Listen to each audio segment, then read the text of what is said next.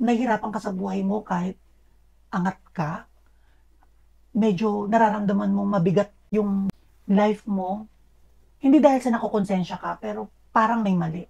Yan yung karma sa'yo. Ang mahirap diyan sa mga scammer 'pag na-experience niyo 'yan, yung mga taong nagbigay sa inyo ng emosyon or galit na salita or yung iba sumpa, makukuha niyo lang yung saktong, kapurusahan kasi babalik sa mga nanumpa sa inyo 'yan, eh. Yung sobra na hindi niyo dapat sa inyo, babalik 'yan doon sa mga taong nagsalita ng masakit. Pero yung mga taong ipinagpa sa Diyos kayo, tandaan niyo na sobrang bigat ang parusa ng langit at for sure na walang babalik sa mga taong ipinagpa sa Diyos kayo. Kaya dapat kayong matakot. Huwag kayong matutuwa kung ano ang natatanggap ninyo dahil hindi niyo alam kung anong balik niyan. Uulitin ko at paulit-ulit kong sasabihin na sa panahon ngayon, it start nung